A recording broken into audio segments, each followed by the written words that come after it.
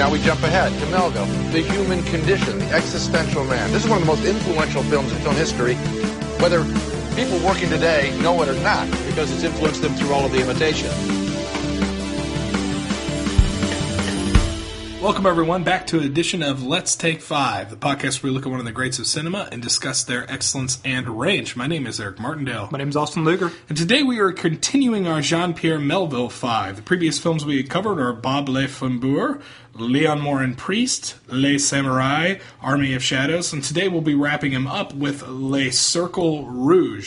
Le Cercle Rogue is a film about a fugitive who ends up hooking up with another guy who just got out of prison, and they decide to do a diamond heist together.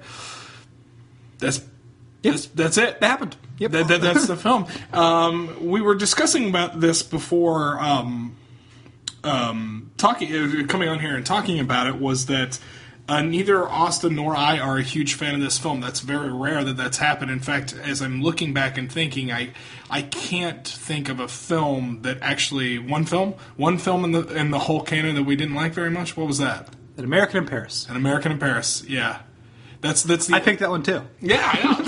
So you're going to hear us talk about it, but it may not be the glowing review that certainly Austin would give most of Melville's Five here. So Le Cercle Rogue is kind of an interesting film because it borrows themes and plot points from the other films and sort of piles them together. You have a Bob Le Flambeur angle with the main character, Corey, because he's, now out of prison and you think he may start to reform himself, but then he's got the itching for doing one more heist. You have Les Samourai in it because he's really cool and precise, and I think... You mean Alain Delon? Alain Delon, and I think it's like he lives in the same exact apartment in Paris that he lived in Les Samourai, at least it looks like it. You know how you tell it's a different character, though? No, he has a mustache. He has a mustache. Yeah, they wear the same thing. I mean, really, the only difference is they have a mustache. It almost feels like it has elements of an Army of Shadows too, because you keep bouncing back and forth between. Well, I guess that would be more Les Samourai bouncing back and forth between the cops chasing him. Yeah. So Army of Shadows is not really in play here, but Bob Le Flambeur and Les Samourai had a love child in Le Cercle Rogue. The problem is the movie itself feels very, very distant from the characters. All the characterization is kind of, the way it's kind of relayed to us, comes about like you're reading a dossier on somebody rather than you're actually getting to experience the characters. That's usually that's fine if you're having your villain of the week, or you're having just a villain, or just a good guy, a protagonist or something, where you have one character that's playing like that. When the whole movie becomes that way, and we're talking about Corey, who's played by Alain Delon, the police commissioner, and then the fugitive that he ends up hooking up with, that Corey ends up hooking up with. Every single one of these characters doesn't have much humanity in the film. Pretty much everything is relayed to them when they're doing their business, or a scene that is of some sort of suspense. Very, very rarely is it just characters talking. I don't know why some of these characters went to prison. I don't know anything about them. I don't know why this guy decided to be a police commissioner. I know that he owns a lot of cats, but that doesn't really tell me, or there's nothing that I can really infer from these characters either, because you're never really given any nuggets. It's just, this is sort of the script. And I'm jumping straight to the end here. After the diamond heist, I would think it would actually, this is one of those films where, I wish they got away with the diamonds, because at the end of this film, they get killed, and that's it. And this is a long movie. I mean, it's 2.5 hours, and you have to sit there kind of wondering, what was the point? What was, and not that every movie has a point, but if the point was at a bare minimum to entertain, what was the entertainment? Well, so to me, this is two good halves of films that don't make a good movie. And I think it relates to why I love Les Samourai, and I don't like this one. I don't hate this film. Mm-hmm. I just find it dull in a way that I've never, ever considered any of the Melville films dull. I mean, there's a movie that I almost put on the list, but I figured this one's more popular. I wanted to rewatch it. Where it's just, a soldier who has to be in a house for the whole movie. That was riveting. I love that. This didn't have the world feel as if it was an extension of the characters in the same way. Because Bob is someone who has this kind of desperation. He's still rather cool. The times are shifting, and you feel that in the world you're seeing. And you feel it in him. I mean, he's a human being. Yeah. The samurai, not a human being, just coolness personified, and yet that is echoed through the film itself with the way you solve puzzles, or the way you get things done, is in the way like how he moves and operates. And Les Samurai is one film, not two combined. Yes. This has rather cool characters by typical reasoning, because they don't talk very much. They dress cool. They're criminals. They're doing heist things. Yeah, they're doing the fun crimes. They're not like doing like child murder. Mm-hmm. They're avoiding that part. But the movie is then just a really like it's too still as well. Like the movie has once again a beautiful color palette to it. There are some amazing kind of wider shots that we saw really kind of only in Army of Shadows, but even then it was still kind of a different suspenseful lens. Like, I just kept thinking about the movies that this movie definitely influenced instead of enjoying it on its own. Like, have you seen The Miller's Crossing by the Coen Brothers? Mm-hmm. Oh, yeah, every part of the forest scene was from Miller's Crossing. I just kept thinking about Miller's Crossing when I should be thinking about how, like, these two guys are not meeting up for the first time, and yet I don't care as much because for the first time I actually don't care about any of the characters, which means I really don't care about the heist. Mm-hmm. And that was my biggest difficulty with it. And then the heist itself doesn't even come into play until about an hour and 20 minutes into the movie. There's something to be said when you have a picture that like has kind of like two movies in one. I mean, Patton's kind of like that. I mean, there are great movies that have that. But usually they complement each other in some way or some regard.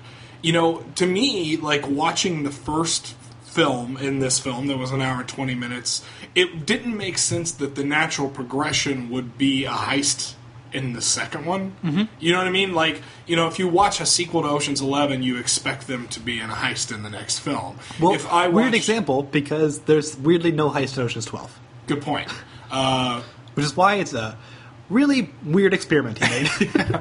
Okay, so yeah, bad example. Well, I can think of a better one though. Like when I see a movie like Die Hard, okay, and I expect in the next film him to be stopping terrorists again, right? In this, you go from a getaway to that's that movie essentially in that first feature to a heist, and they just don't seem to flow very well. Also, the trust that is built between the two fugitives doesn't really seem to occur naturally.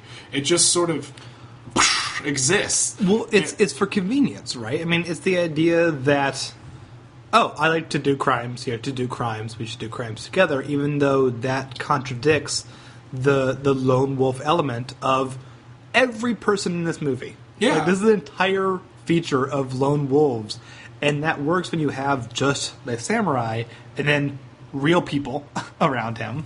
This is the first time where I saw Melville not nail the invisible cool line that I think he did throughout his other four films. I was thinking too, one part of this film that really sucks is the commissioner of police. He adds a solid 30 minutes to that movie, and after the guy escapes from him on the train, I never needed to see that character again. No, it's rarely, and we've now covered 90 films on this podcast. This may be the worst character in the 90 films. I'm serious, because there's such a decided indifference that I have for this character that I don't have for any other character. There's been bad characters, there's been good characters. This character is like the color beige. I mean, like there's watching him is like watching paint dry. Nothing interesting happens to this guy, period. He could have just popped up in the end of the film and killed the robbers. And it's really weird to take, kind of point at a director like Jean-Pierre Melville and just say, you really needed an editor in this film. So I believe I read somewhere that there was a 90-minute cut, at least in America. It didn't do well, because it still was not paced very well, because this isn't a movie that you can just kind of fix in the editing room. You could cut the guy out. Other than that, you could have cut him out. But you have to do that before you start filming. Yeah. I feel. And, but there's still something about, on a technical level, this is still him succeeding so well. I mean, the first two films we had were in black and white, and this is, you can tell, Scorsese studied this guy. There is a way that everything just feels painted in a way that's still going to fit the same aesthetic of an extension of the costumes and the locales and the way those are shot and the way those are shadowed. I don't even care what's going on in that movie, but that pool hall scene looks amazing. I was going to say the actual heist itself is really cool and neat.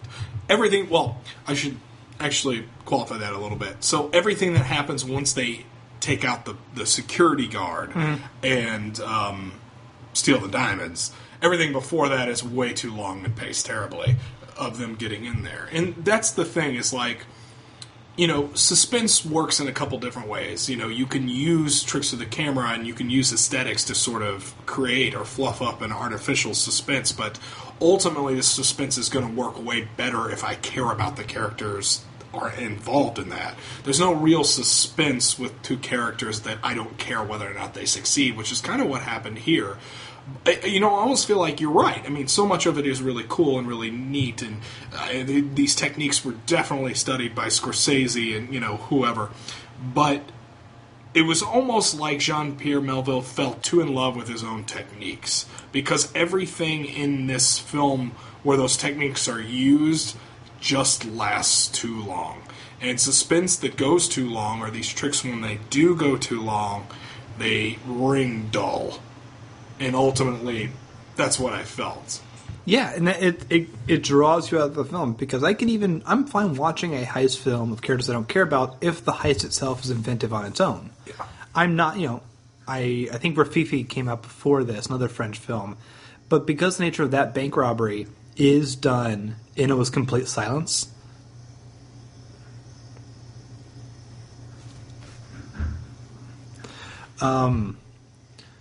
because that heist is done in almost complete silence, it really adds a new layer to it, because there's no score, because there's nothing else moving. Every time someone takes a step forward, that kept me into the movie, just because the gimmick worked for me.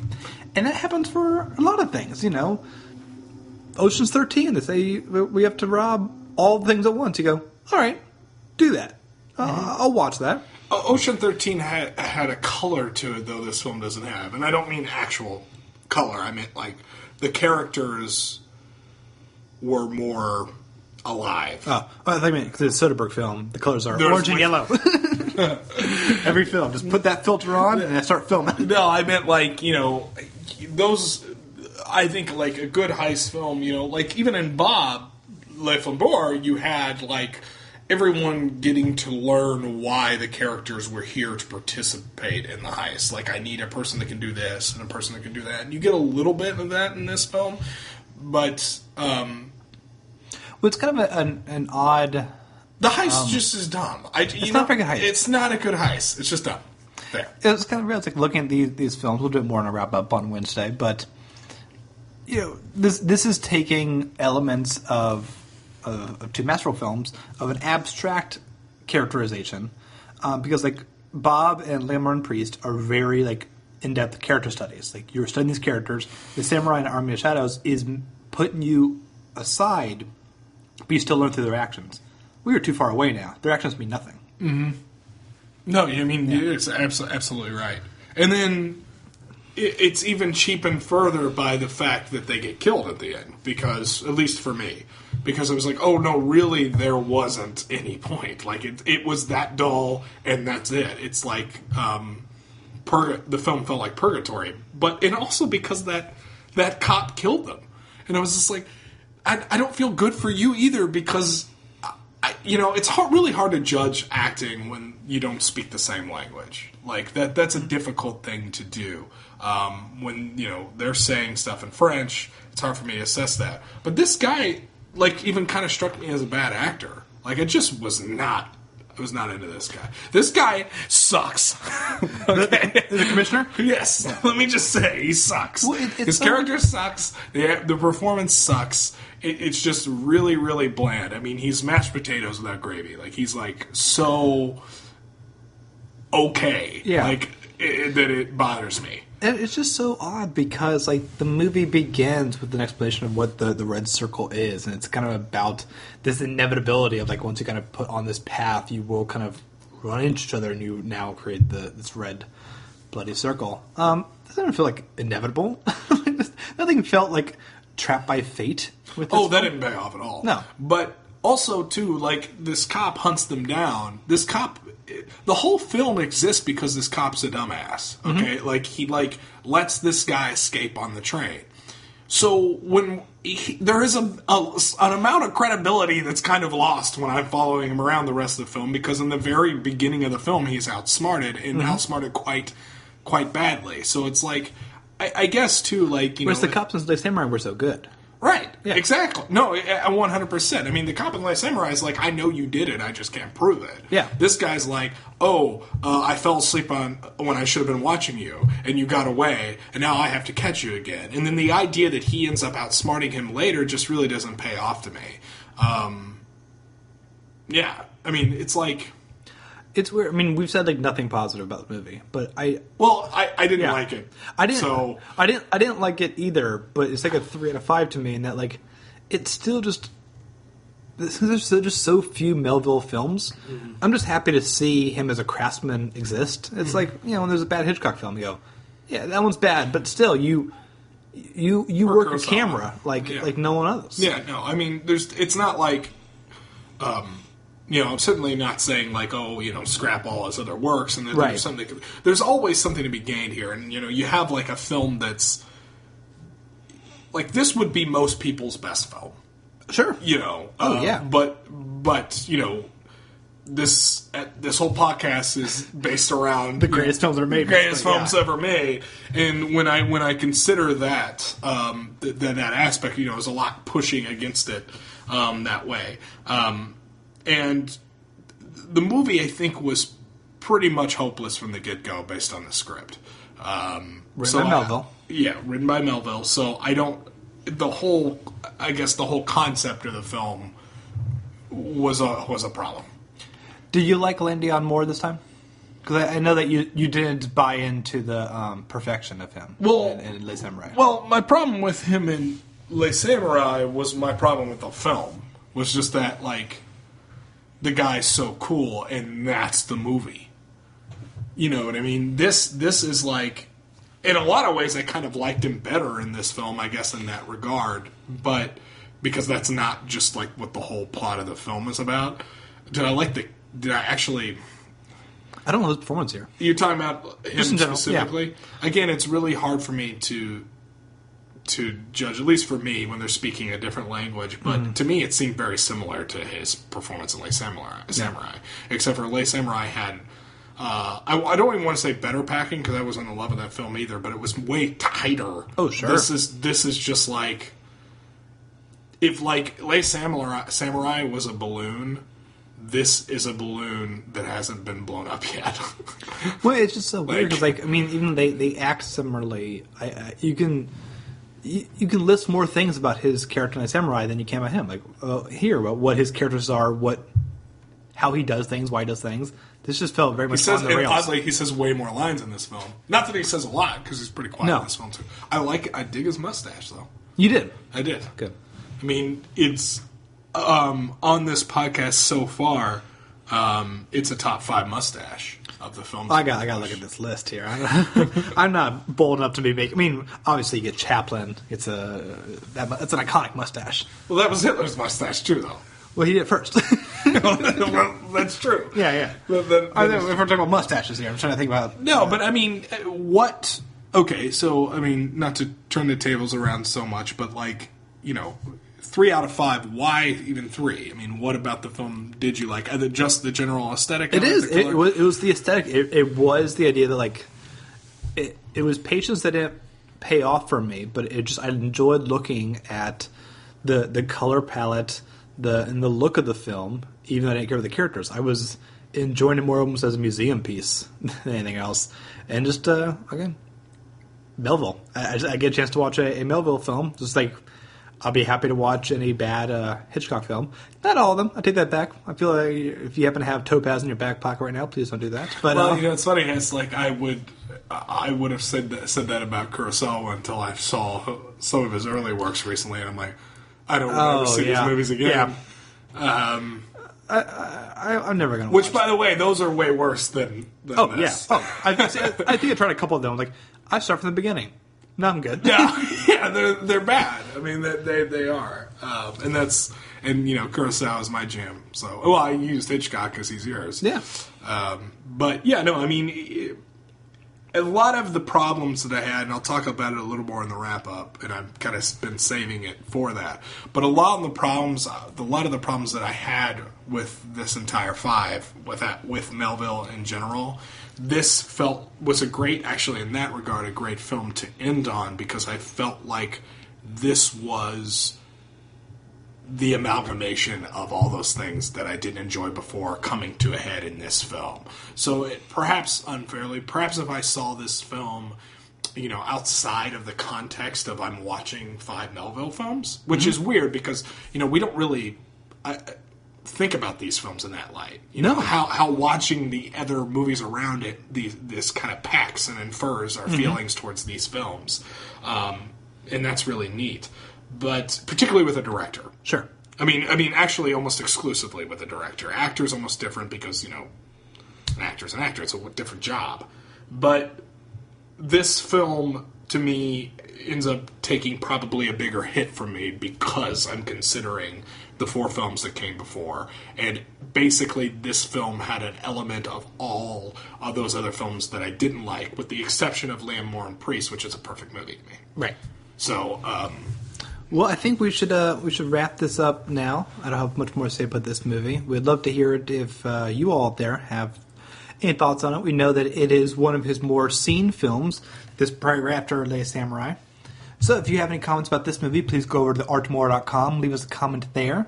Also, you can email us at letstake5@theartofmore.com. You can tweet at us at the Immortals Pod. Lee runs that Twitter account with random bits of cynicism and sarcasm. It's great. It's a fun Twitter account. Eric's not on Twitter. He doesn't know what's going on. It's fine, though. And on Twitter. That's okay.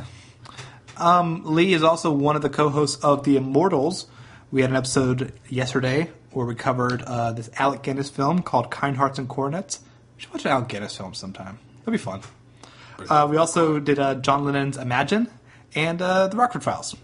Hello, lineup. Ad Absurdum's come back soon with an episode this month. Get excited about that. And join us on Wednesday when we are going to be covering the Jean-Pierre Melville wrap-up and announce our next 5. Eric, where else can we find you? Find me at... what were you going to say? Because I just accidentally went over that part. That's fine. Well, I mean...